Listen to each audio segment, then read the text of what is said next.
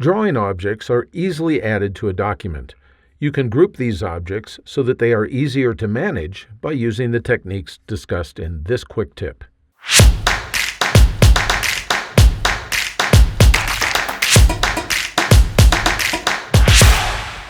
After you've worked on a document for a while, you will find that you may have added quite a few drawing objects to it.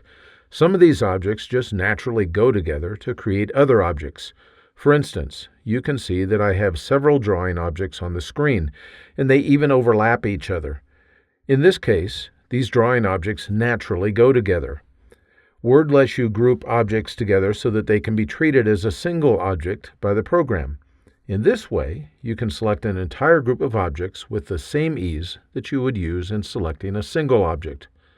To group objects together, start by selecting all of the drawing objects that you want included in the group.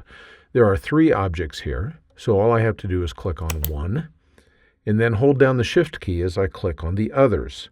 You can see that they are each selected in turn.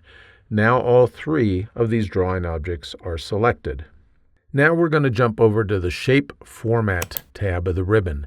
This option, or this tab in the ribbon, is only available if you have selected the objects within the group.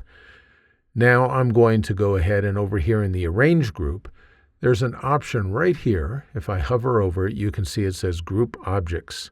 I'm going to select that, and then I'm going to choose Group. Now Word has joined those 3 objects together into a single group. Did you notice what happened with the selections on the screen?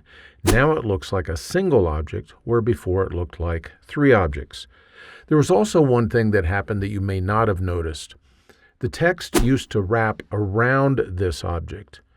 That's because the pentagon, the 5-sided shape in blue here, was set to have the text wrap around it.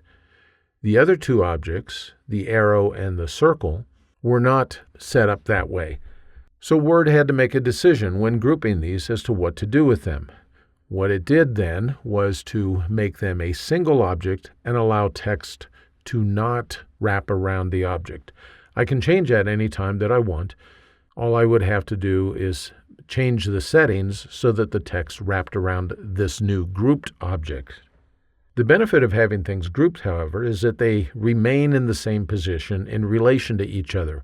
Also, I can move the entire object as one. You can see how I can drag it around the screen here, or if I wanted to, I could also rotate the object. Word allows this group to be treated in its own right as a single drawing object. Now, there may come a time when you need to ungroup the objects. For instance, you may need to update one of the drawing objects that makes up your group. To ungroup objects, all you have to do is select the group, just like we have on the screen here, and again display the Shape Format tab of the ribbon. In the Arrange group over here, we're going to go back to this same tool, this Group Objects tool, and I click the down arrow, and now notice I can't group because I don't have multiple objects selected on the screen, but I can ungroup.